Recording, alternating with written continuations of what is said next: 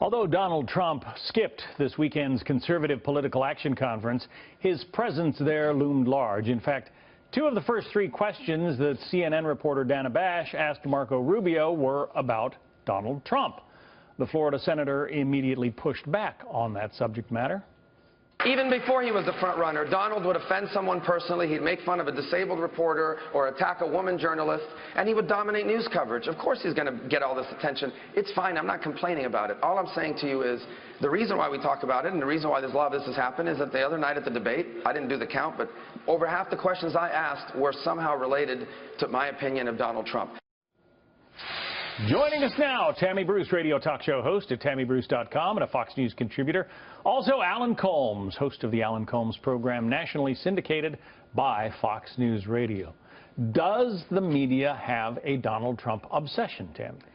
I think that he's the leader. He's an interesting guy. They want to cover him because it's fun.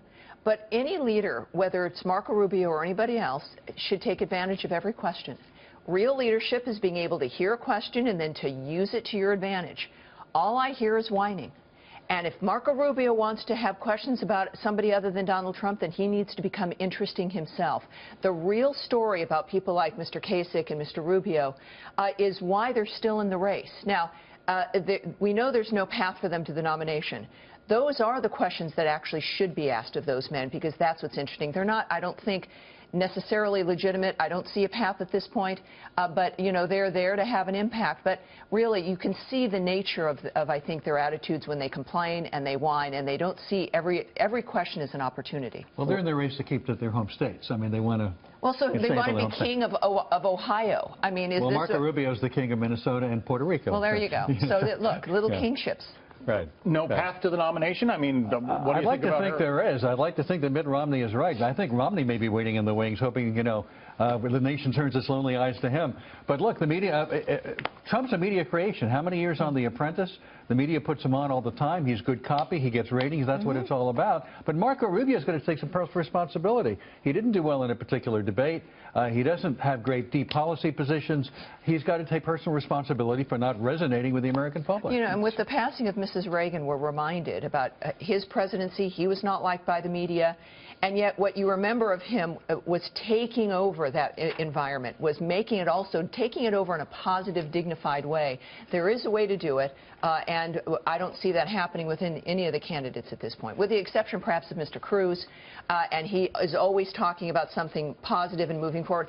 A good question for Marco Rubio would have been, what's his opinion about Mitt Romney? And that also never came up. So what about that? I mean, should Rubio, people like that, just ignore the media coverage of Trump? And no, you've got to deal with it. It's out there. It's part of the gestalt, if I may use that word. I mean, it's part of what's going on. So it's something that's a legitimate question. The media and Trump are one, and in fact, the media, as I've just said, media creation.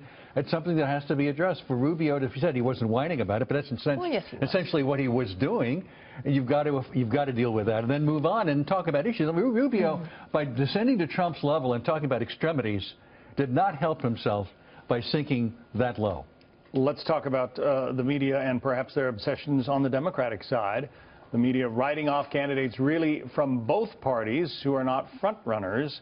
Is that fair? The thinking seems to be that Bernie Sanders has no chance now and that he should just hang it up against Hillary Clinton. Well, there's a much more definitive framework on the Democratic side because of the superdelegates. So it's a little bit more reasonable to really know that Sanders is not going to be the nominee. On the Republican side, it's, I suppose, a little less sure about what can happen, because every day there seems to be someone else is up and someone else is down. But also that debate is important because it shows you where the Democratic Party has gone. And also, the longer that it continues, the more Hillary has to move to the left to adapt to Bernie Sanders' popularity. But he is popular. I mean, when you look at what's happened over this weekend, you know, these victories have been split on both sides of the party. So he is relevant, but not necessarily because he's going to be the nominee. And he's made Hillary a better candidate, by the way. He's made Hillary a leftist, is what he's done. Can Hillary complain, you know, in the same way that many Republicans are complaining about about all the coverage that Donald Trump gets. Can Bernie complain that Hillary Clinton is the, anointed favorite No, of the because media Bernie Sanders has actually resonated and attracted numerous people to his rallies. He's done a lot better than he probably even thought he would do, and is a true force of this campaign. I don't think he's got a lot to complain about. But you know why? Because he also is interesting. And that's the Trump dynamic. These are interesting people. I watch Bernie Sanders and I smile. And of course, he's a lunatic, but it's like I'm smiling at the crazy guy. But there's no lunatics. Trump's not a lunatic. Well, right? I'm not saying that that's not the case. But look, these are interesting people to watch. We are a television age. We understand that. The other candidates, Reagan, fascinating man to watch.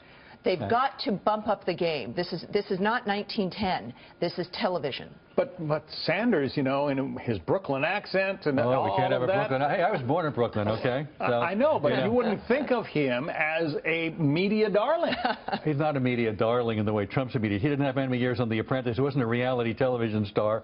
The media, I mean, he's nowhere near Trump in terms of media attention. And in fact, you want to compare the media air, oxygen that Trump's had versus Sanders? I don't think it's any comparison. But let me tell you what Sanders also represents. He is so popular among young people. There's this idea that only young people can appeal to young people. You need a 25-year-old to talk to a 25-year-old. Jon Stewart proved that wrong, and Bernie Sanders is proving that wrong. People love him because you can reach out to any group of people, regardless of your age, if you're interesting, if you understand their issues, and you want to make a difference. I think you're feeling the burn. Other than that horrible socialist lunacy he's not problem, a socialist, he's democratic he's pretty socialist. good, yeah. All right. Tammy Bruce, Alan Colmes. Thank you. Thank you both.